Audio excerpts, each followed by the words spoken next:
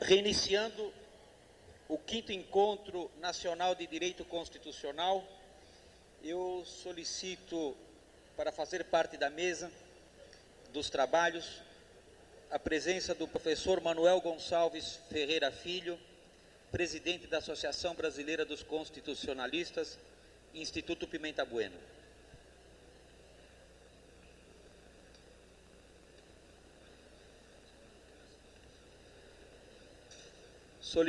Solicito também a presença do excelentíssimo senhor Dr. Luiz Carlos Bresser Pereira, ministro de Estado da Administração.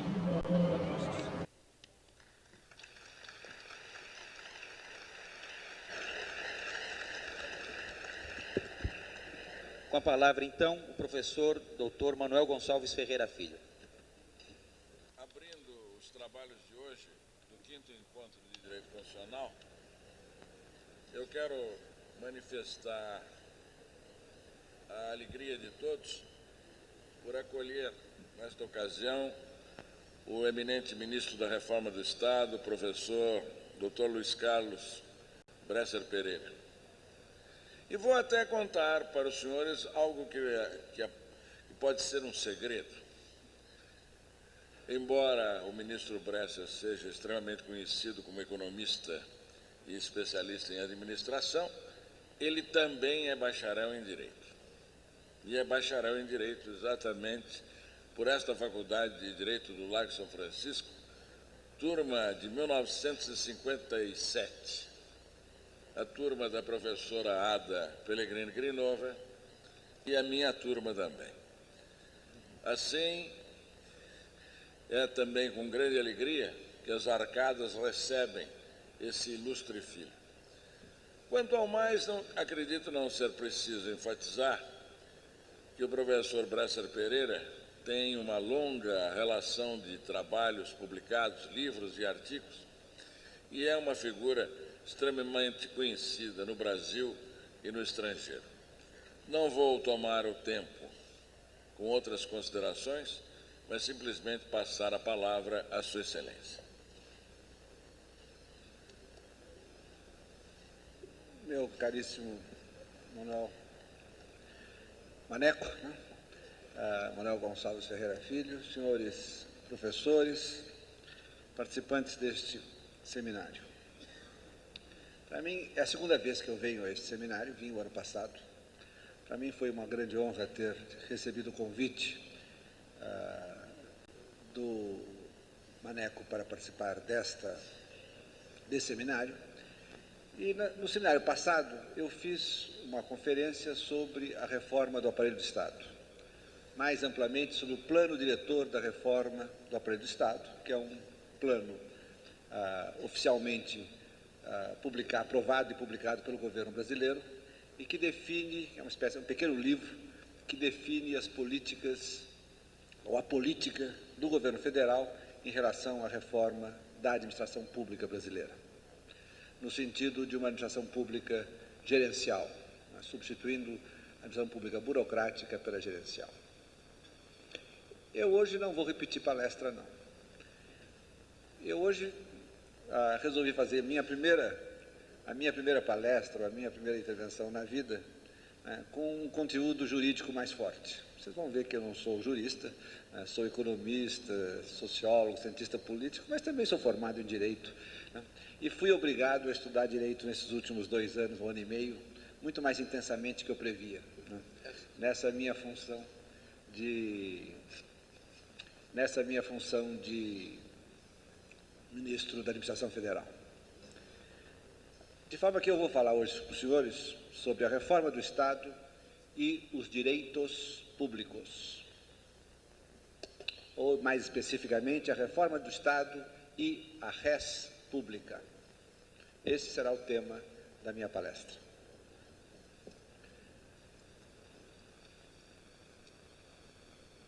Nós podemos, né, aquilo que eu aprendi na faculdade há muito tempo, mas depois que continuei lendo muitas coisas sobre direito e filosofia do direito, nós podemos pensar que o direito, como um conjunto de normas dotado de coercitividade, é criação do Estado.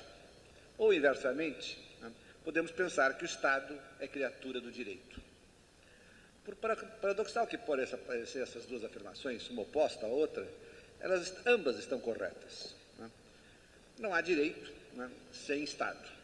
Nas sociedades modernas, não haverá uma norma jurídica se não houver a correspondente possibilidade de sanção pelo Estado. Podem existir normas costumeiras, tradicionais, mas que não chegam a se constituir direito, como vocês sabem bem. Por isso se pode afirmar que o Estado cria o direito. Entretanto, nós podemos pensar o oposto também. Não há Estado sem direito. Agora, para você entender o que eu entendo o Estado aqui é entendido por mim como uma organização com poder extroverso sobre a sociedade civil. É uma organização burocrática, como muitas outras, formada de um conjunto de governantes ou políticos que governam, um conjunto de funcionários e um conjunto de militares, mas que tem um conjunto de leis e o poder extroverso de legislar e tributar sobre a população de um determinado território. É assim que eu estou entendendo o Estado. E Estado, assim entendido, é um conjunto de relações objetivas e de normas constitucionais que definem um contrato social básico entre os cidadãos. Essa é uma teoria do Estado. Está na base dessa definição simplíssima que eu estou dando aqui. Vocês sabem, é a definição lógico-dedutiva do Estado que vem do contratualismo, que vem de Hobbes, que vem de Rousseau, que vem de Kant.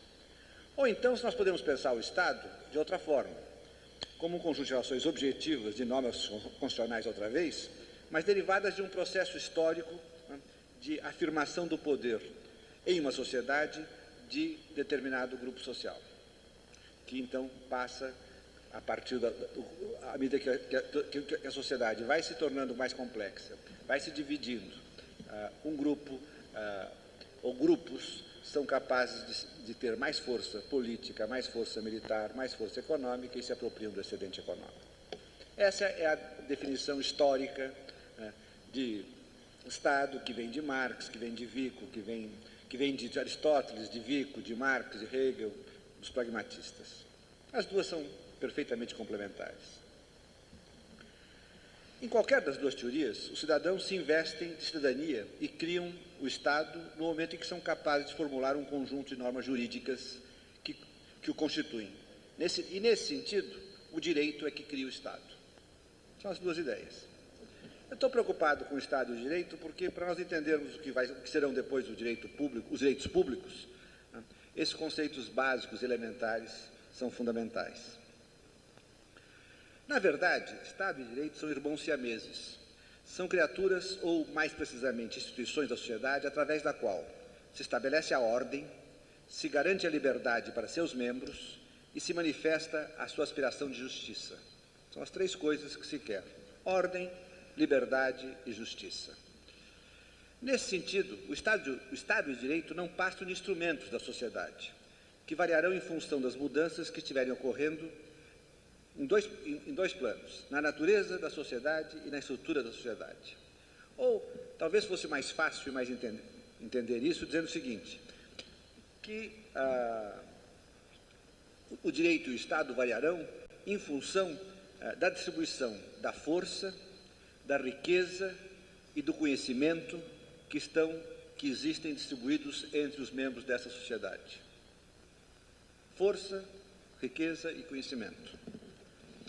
Quando esses três elementos estiverem muito concentrados, teremos sociedades autoritárias, Estados correspondentemente autoritários e o direito a serviço dos poderosos.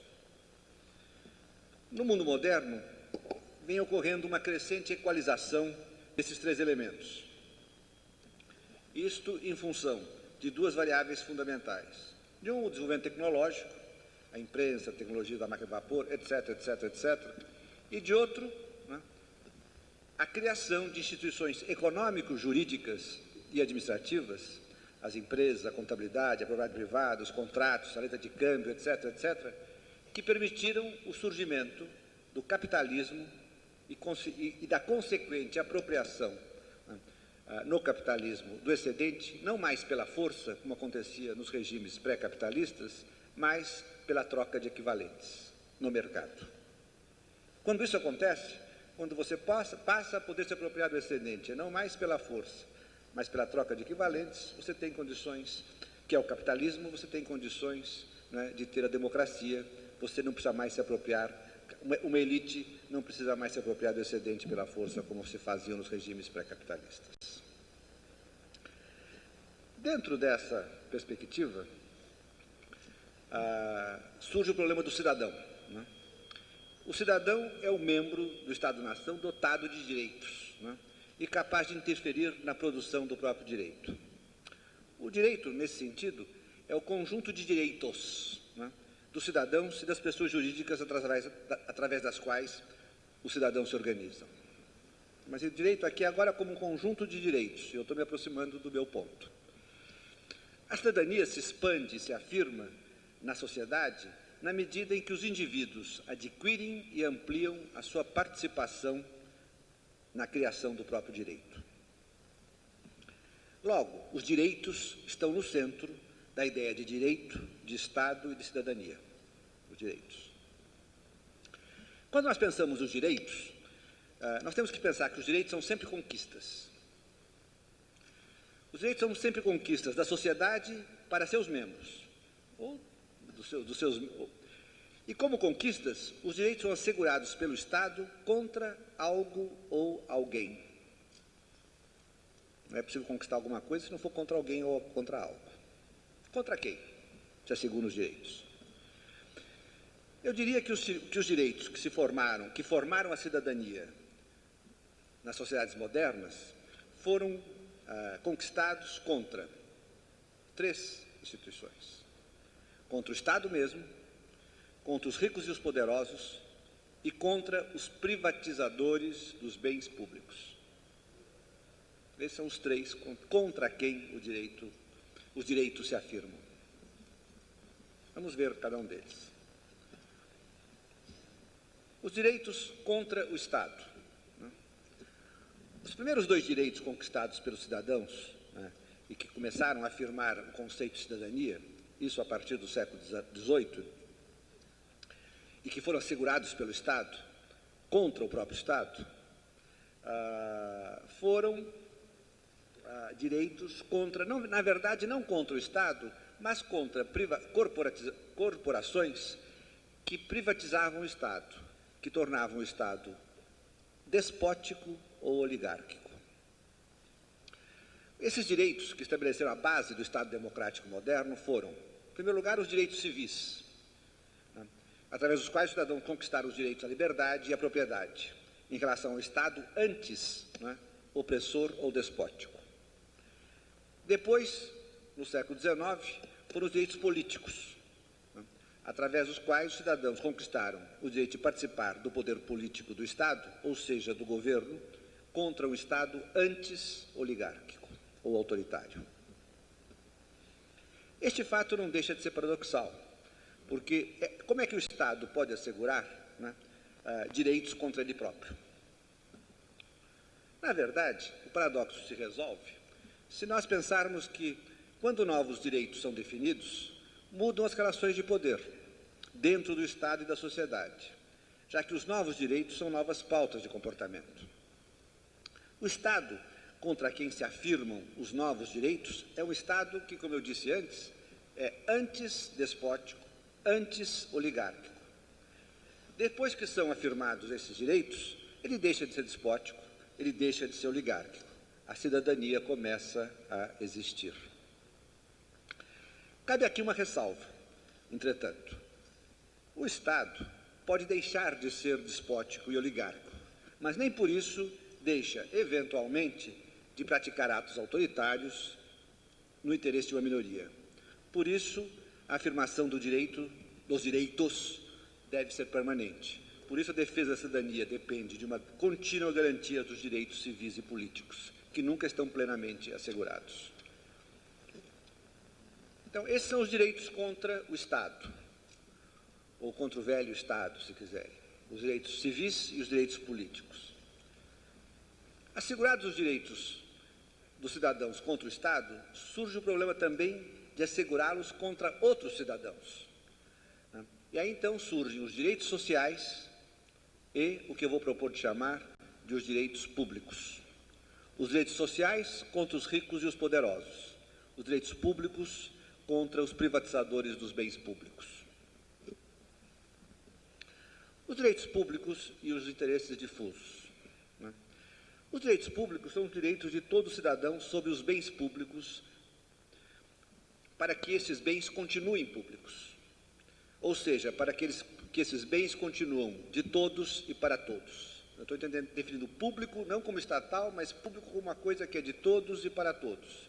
Então, direitos públicos são os direitos que todos os cidadãos têm sobre os bens públicos que existem na sua sociedade. E direitos que eles continuem públicos, que não sejam privatizados, apropriados por quem quer que seja. Os direitos públicos, eles estão constantemente ameaçados pelos livre atiradores, free riders em inglês, que, contando que a maioria não faça o mesmo, isso é fundamental. O free rider o livre atirador sempre tem que contar que a maioria não faça o mesmo no seu jogo. Eles não hesitam em privatizar a coisa pública. Os direitos públicos, eu entendo os direitos públicos como de 3 tipos. O direito ao patrimônio ambiental, que é um patrimônio público. O direito ao patrimônio cultural, que é outro patrimônio público. E o direito à res pública, ou ao patrimônio público estatal e não estatal. A res pública não é apenas estatal. As entidades públicas não estatais, que são realmente públicas, uma Fundação Getúlio Vargas, uma Fundação Padre Anchieta, uma Fundação Ford nos Estados Unidos, são entidades públicas não estatais. Ali há res pública também. Ali há uma coisa que é de todos e para todos, mas que pode ser apropriada sempre por particulares, se não estivermos atentos. Na teoria do direito, geralmente, os direitos públicos, não se fala em direitos públicos, mas se falam em direitos difusos. Eu aprendi a expressão direitos difusos nesta sala, há um ano atrás, com o professor Caio Tácito, que está aí. Mas eles falam em interesses difusos. Falam também em interesses ou direitos coletivos.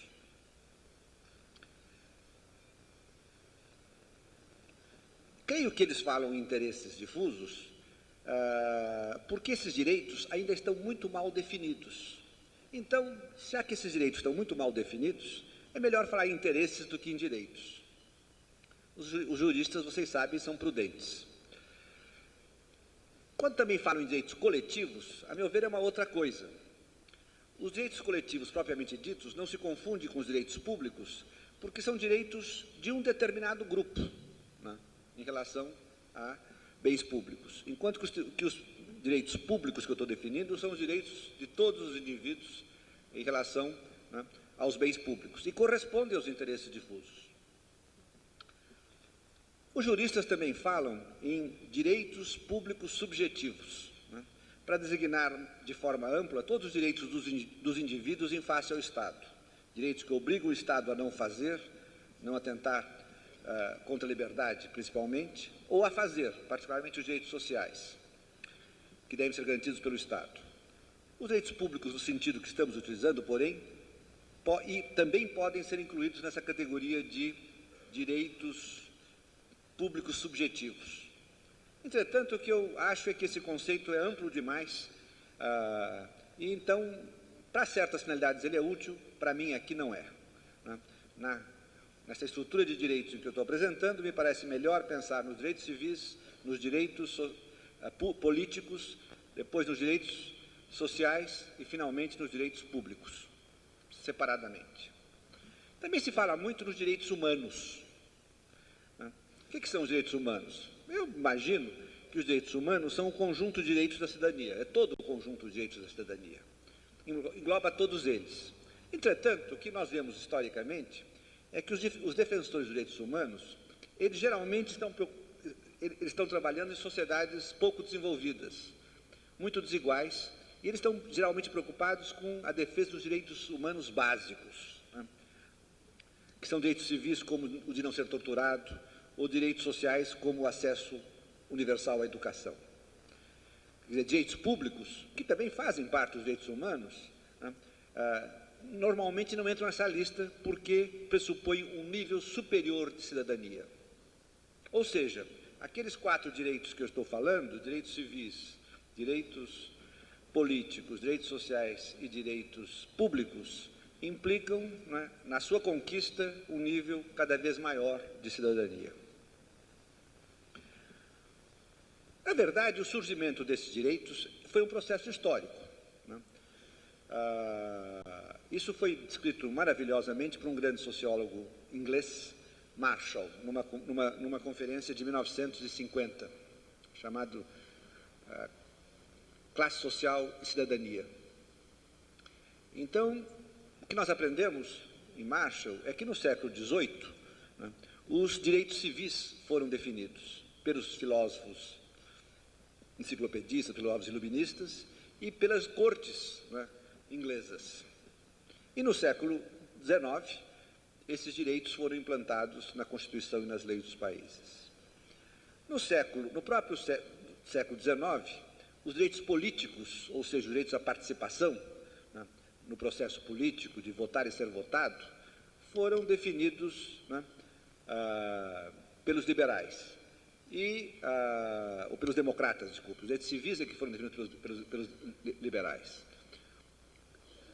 E nesse século mesmo, ou às vezes no século XX, esses direitos foram incorporados entre os direitos das nações. As mulheres, por exemplo, ganharam direito ao voto, entre outros. Foi uma longa conquista.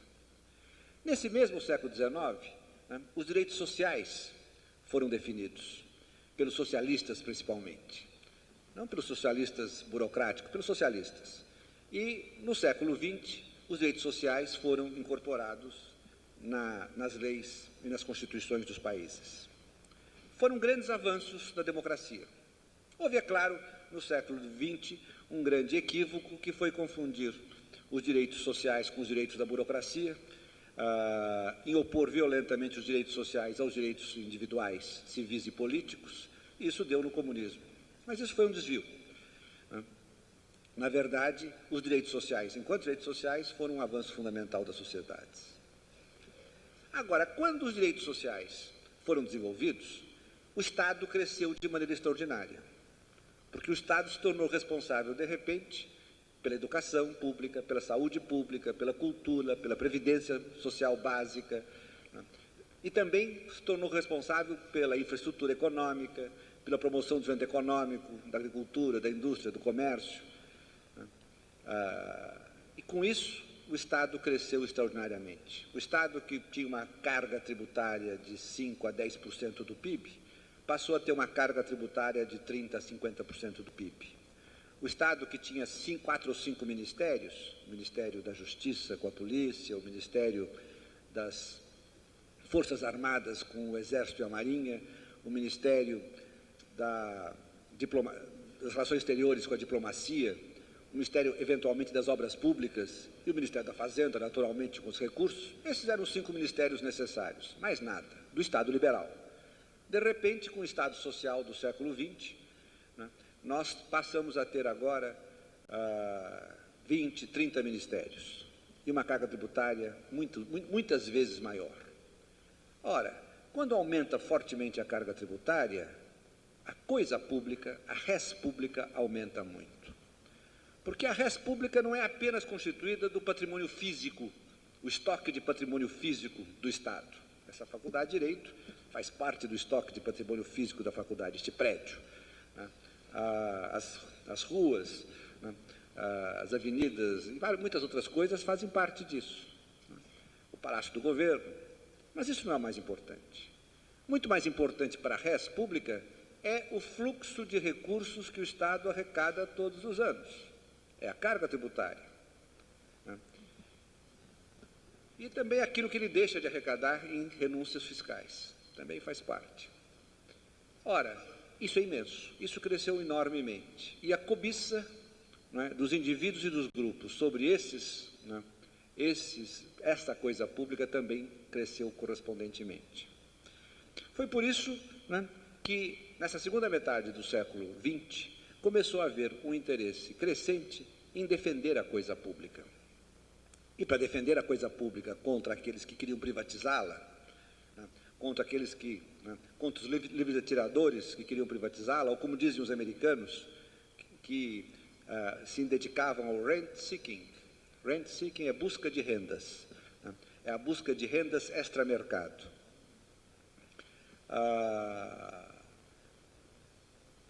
Quando surge esse problema, né, surge o problema, então, de definir, né, um novo direito. Esse novo direito que eu estou propondo chamar de direitos públicos, e mais especificamente, dentro dos direitos públicos, o direito a res públicas. Porque, vejam, nos anos 90, os direitos políticos parecem relativamente assegurados, embora sempre precariamente. Os direitos humanos, de modo geral, estão sob ameaça, tanto civis, das mulheres, das minorias, dos homossexuais, quanto sociais. Daí a enorme atenção que eles vêm recebendo num país como o Brasil. Já os direitos públicos são direitos novos, que estão, neste momento, sendo definidos e assegurados.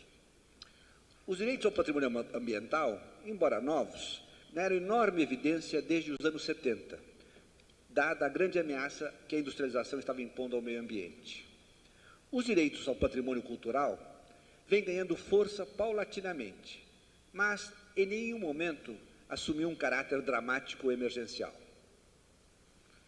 Já os direitos à res pública, à coisa pública, particularmente ao orçamento público, são direitos muito mal definidos e precisam urgentemente de uma definição melhor. Por que esses direitos públicos, os direitos à res pública são mal definidos? Na verdade, se nós pensarmos bem, apenas duas violências contra a res públicas foram sempre bem definidas e são antigas. É a violência da corrupção e a violência do nepotismo. O Estado moderno surge contra o patrimonialismo e a burocracia e o direito administrativo surgem, né, no século XIX, exatamente para combater a corrupção e o nepotismo que eram próprias do patrimonialismo. Esses são os direitos públicos clássicos, o direito a que não haja corrupção, o direito a que não haja nepotismo. Né? Ora, existem outras violências, né, tão ou mais graves contra os direitos públicos e contra a coisa pública em particular. Eu vou enumerar alguns deles. As políticas econômicas, por exemplo, subsídios, renúncias fiscais, proteção contra a concorrência, que não tenham boa justificativa econômica, que não estejam contribuindo para o bem-estar geral, mas protegendo indevida e excessivamente determinadas empresas, determinados indivíduos. Isso é, né, uma violência à coisa pública, políticas dessa natureza. As políticas pretendidamente sociais, né, mas que protegem indevidamente determinados grupos, principalmente membros da classe média. Isso é clássico da classe média porque é ela que tem maior poder eleitoral. O que aconteceu, por exemplo, com o BNH, o imenso presente que foi dado aos mutuários do BNH nos anos 80, que hoje produz um rombo monumental no Estado brasileiro. O imenso presente que está sendo dado, né, aos servidores das empresas estatais, através de seus fundos de pensão fechados, que deve dar um rombo no Tesouro Brasileiro de coisa, né, e na res pública brasileira de 30, 40 bilhões de reais. Isso são políticas pretendidamente sociais que violentam a res pública.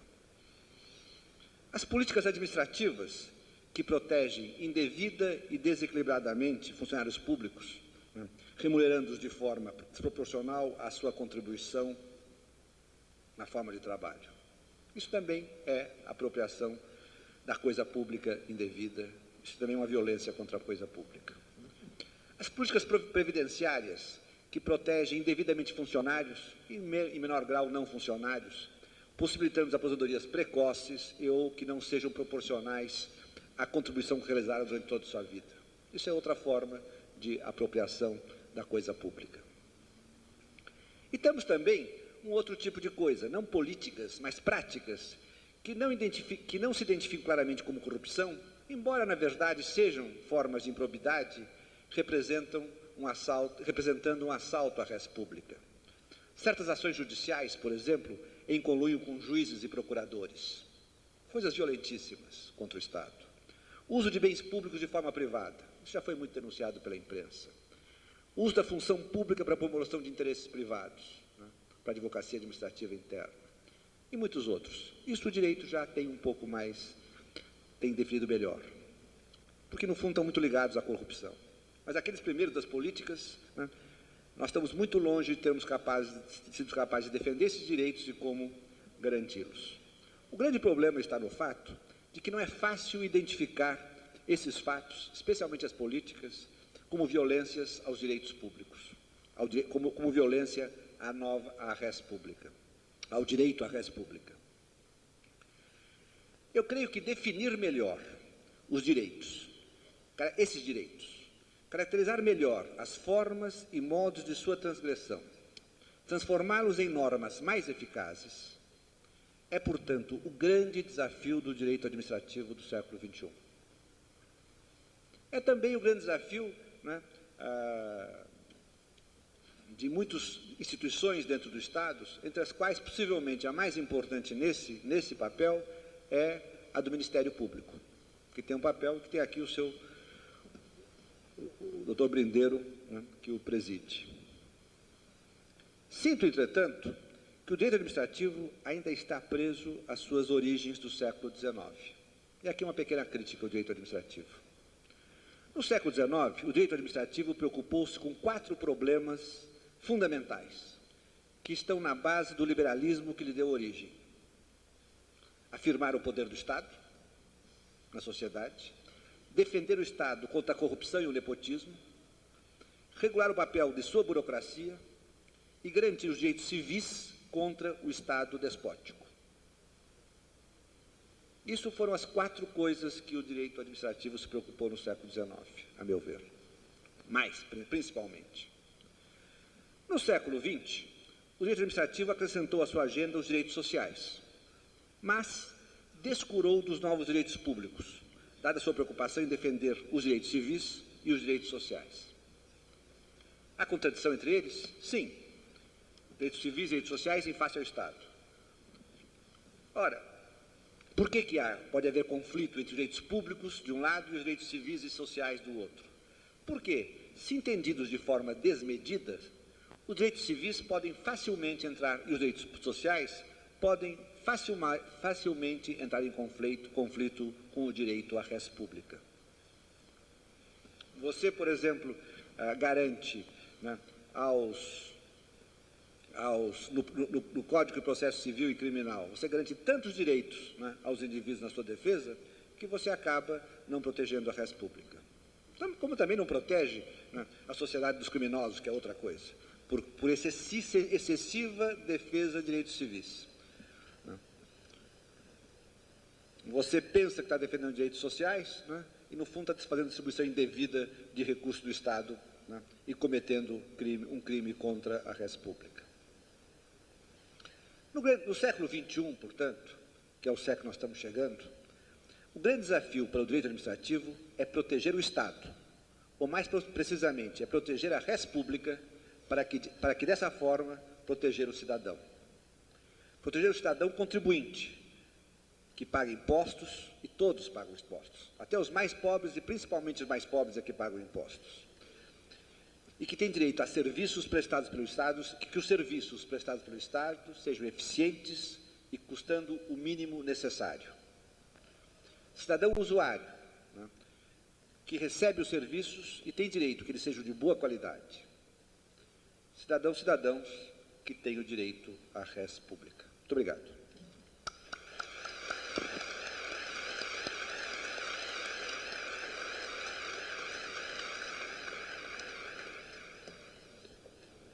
Sem dúvida, para este 5º encontro de Direito Constitucional, as palavras do ministro Bresser Pereira trouxeram uma série de ideias novas e problemas colocados de um ângulo extremamente interessante. Tenho a certeza por isso que não só os mais velhos que compõem esse doutoral mas os mais jovens que estão no auditório muito pensarão a propósito disso, procurando-se as soluções para que no século que vem, talvez um pouquinho antes, seja enfrentado e equacionado esse problema que é o problema da defesa da res pública. Eu renovo o agradecimento ao ministro Luiz Carlos Brescia Pereira e solicito ao auditório que não deixe os seus lugares, porque nós vamos, de imediato, dar continuação aos trabalhos com o primeiro seminário sobre os direitos humanos, que será presidido pela professora Ada Pellegrini Grinova.